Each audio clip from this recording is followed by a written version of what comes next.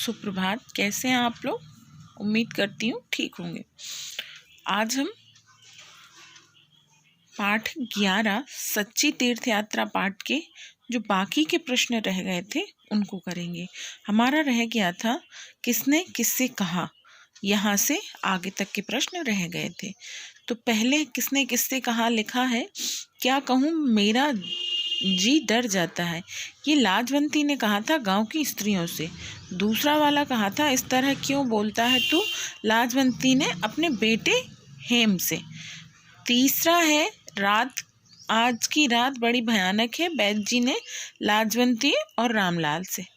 बुखार धीरे धीरे उतर रहा है, रामलाल ने लाजवंती से। अब लिखा है यहाँ पर अर्थबोध को पढ़कर प्रश्नों के उत्तर दो। इसमें देखना है हमें गद्यांश लिखा है, गद्यांश को पढ़कर प्रश्नों के उत्तर दो।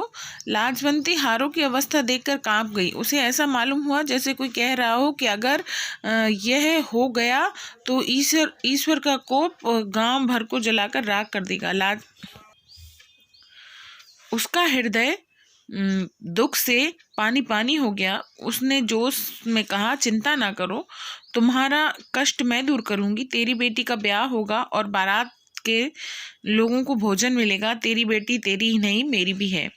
हारों की अवस्था देखकर कौन कांप गया? इसका आंसर है लाजवंती। हारों की बेटी को अपनी बेटी के समान किसने कहा? लाजवंती ने। दूसरा लिखा है हारों की अवस्था देखकर लाजवंती को क्या लगा? तो इसका आंसर है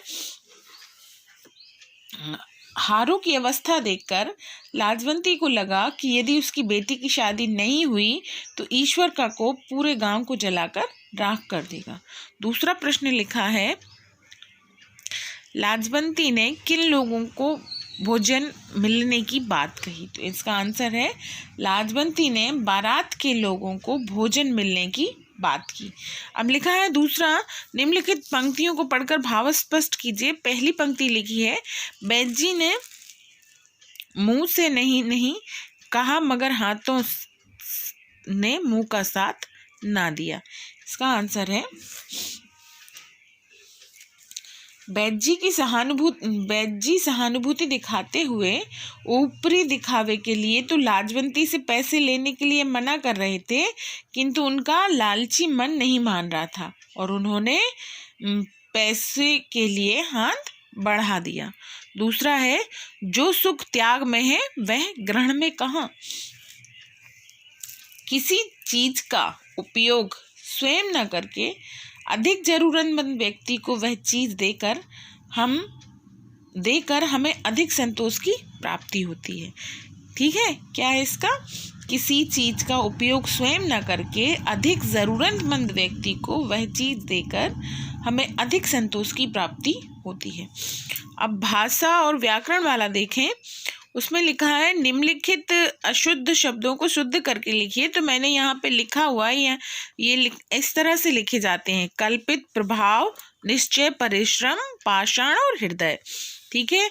दूसरे वाले प्रश्न में लिखा है निम्नलिखित वाक्यों में प्रयुक्त काल के भेद बताओ। तो मेरे सिर में दर्द हो रहा है, ये वर्तमान काल क्या है? हो रहा है, यानी कि अभी हो रहा है। तो अभी क्या है, किस चीज में आएगा? वर्तमान काल में। दूसरा क्या है? तुम्हारा संकट में दूर करूंगी मतलब निश्चय नहीं है कि कब करूंगी, तो करूंगी आएगा अपना भविष्य में, करूंगी। लाजवंती के हाथ से बर्तन गिर गया, प्रेजेंट में, भूतकाल में, सॉरी गिर गया, पीछे गिर गया। ठीक है, भूतकाल में। इसका आंसर है भूतकाल। अब तीसरा प्रश्न है निम्नलिखित मुहावरों के अर्थ लिखकर वाक्यों में प्रयोग करो। तो मैंने यहाँ पे अर्थ लिख दिए हैं, सेंटेंस आप खुद बना लेना। माथा ठनकना का अर्थ होता है संदेह उत्पन्न होना, मनोरथ सिद्ध होने का होता है इच्छा पूरी होना, कान खड़े होने का होता है सावधान हो जाना। ठीक है, अब इसके बाद हमारा ये चैप्टर समाप्त हो गया है। अब हम अगला चैप्टर पढ़ेंगे नेक्स्ट क्लास में। Okay, bye.